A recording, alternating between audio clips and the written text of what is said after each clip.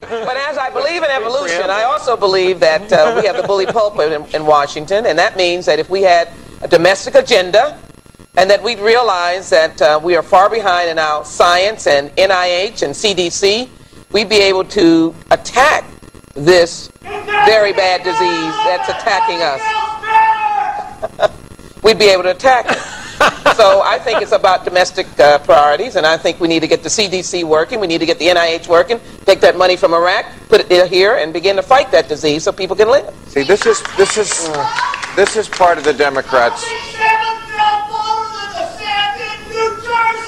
I'm from New Jersey. Yeah. Like I even, you know. What do you think? Don't tase me, bro. Don't tase me. I can do it over. Ow! Ow! Ow!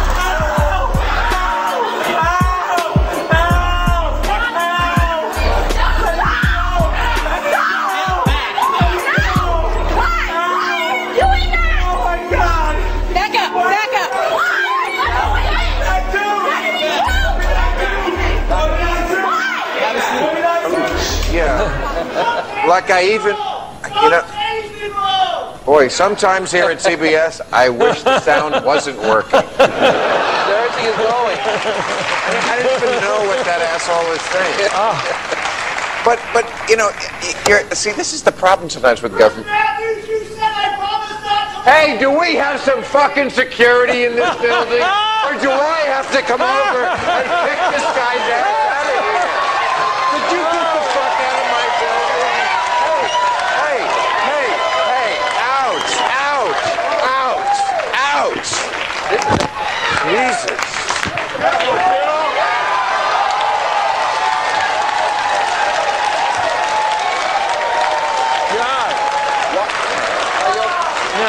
They won't chant Jerry for you, though? You know, is it that hard to throw somebody out of a building?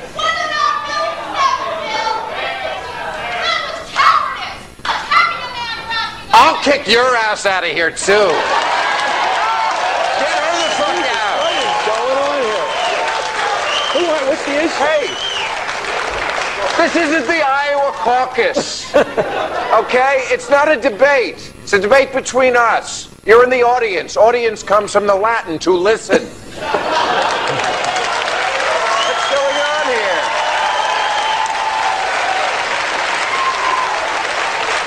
Bill, I was only allowed 2 guests, so things should be okay after that. No, it's great. No. Anyway.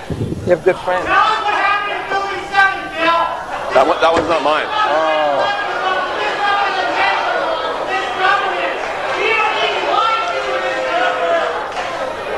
Yeah, this is the problem with live television. I guess it gets around that if you're on live, then the nutcases. Yeah, and you are a nutcase, Building 7.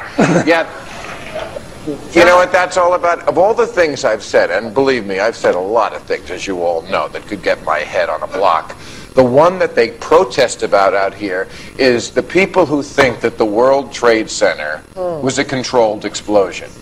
You see, in that instance, I'm actually defending President Bush. I don't think President Bush brought down the World Trade Center. And cows disagree with me. This is better than when I was on Springer. This is Anyway, I have some good news to report. One of our generals this week said that we have now eliminated Al-Qaeda in Iraq, who, by the way, goes by the name now AQI. I love it. That's cool. Yeah. It's great. It's like KFC, you know. AQI. We don't make the bombs that kill the troops. We make the hate that makes the bombs.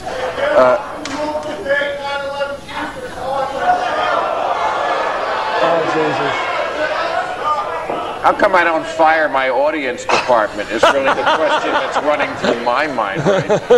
I remember getting a call from the fire department commander telling me that they were not sure they were going to be able to contain the fire. And I said, you know, we've had such terrible loss of life. Maybe the smartest thing to do is pull it. And they made that decision to pull, and then we watched the building collapse.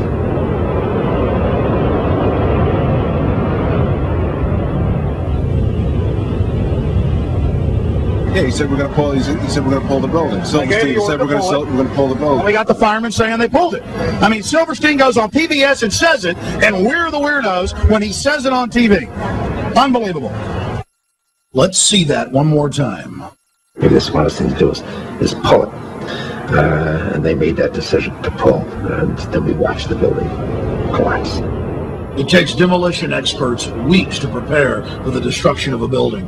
How do they do it on 9/11 in just a few hours? I said after 9/11, you were the voice of realism. People praised you for telling the truth and coming to the American public and saying it's going to be a long war, it's going to be a difficult war. Now, in this period of difficulty and darkness, we have not been getting the straight story, unfortunately.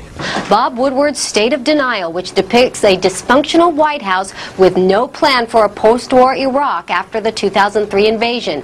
Democrats pounced on Woodward's claims that in July of 2001, former CIA Director George Tenet warned then National Security Advisor Condoleezza Rice about an impending terrorist attack on American soil, but, quote, got the brush off. If the two senior counterterrorism officials in the Bush administration came to the National Security Advisor, Condi Rice, and said what they claim they said. Basically, our hair is on fire. We think an attack is imminent. We're not exactly sure where or when, and she took no action. I find that stunning. Condoleezza Rice, disputing the book's account of a July 10th, 2001 meeting. She has no specific recollections.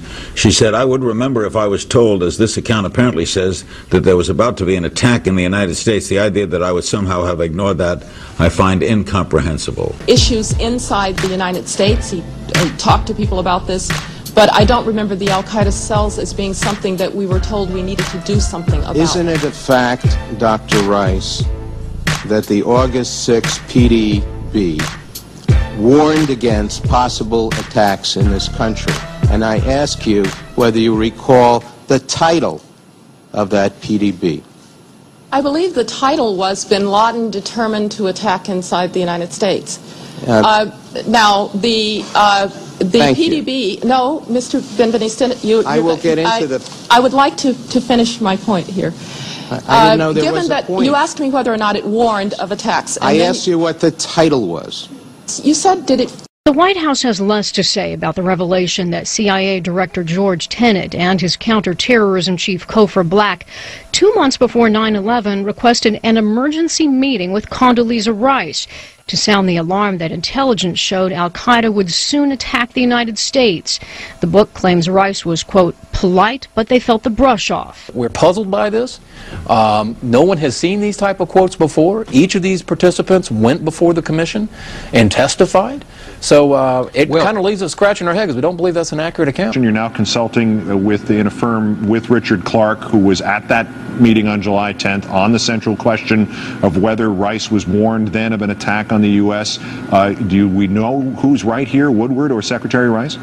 No, she was warned. I mean, there was a meeting. It was George Tenet, Dick Clark, another individual from the agency, Cofer Black, and Steve Hadley. And what it was, Keith, was a briefing for Dr. Rice that was similar to a briefing the CIA gave to us in the Situation Room about a week before, laying out the information, the intelligence, laying out the sense of urgency. And it was pretty much given to Dr. Rice and Steve Hadley in pretty stark terms. Democrats want answers about whether the meeting occurred, and if so, why the 9/11 Commission and the rest of the country were never told about it. They were obliged to tell the 9/11 Commission, when they were investigating, of all relevant meetings that took place relevant to the attack on 9/11. This sure sounds relevant to me. Why did they not do that? I find that stunning, and I think that is as close to a smoking gun as you get. There is a credibility gap in this administration that has now become a canyon. Woodward's central thesis on this matter, in his words, that by July 10th, 2001, CIA Director George Tenet and his counterterrorism chief, Cofer Black, had communications excerpts, and other top-secret intelligence showing the increasing likelihood that al-Qaeda would soon attack the U.S. But Tenet had been having difficulty getting traction on an immediate bin Laden action plan, in part because Rumsfeld had questioned all the NSA intercepts and other intelligence. Tenet and Black met with Condoleezza Rice on July 10th. Rice this weekend denied it, but according to Woodward, she was polite, but they felt the brush off. There's also this part, not yet widely reported. Black calculated that if they had given him $500 million of covert action funds right then and reasonable authorizations from the president to go kill bin Laden, he would have been able to make great strides, if not do away with him. The CIA had about 100 sources and sub-sources operating throughout Afghanistan. Just give him the money and the authority, and he might be able to bring bin Laden's head back in a box. And lastly, Roger, about Secretary Rice's sharpness, she famously denied getting any warning before the August 6th PDB came to light. Last week she denied that Dick Clark gave them a strategy to fight al-Qaeda left over from the Clinton administration. Now she's denying what Tenet and Black say they do, or apparently.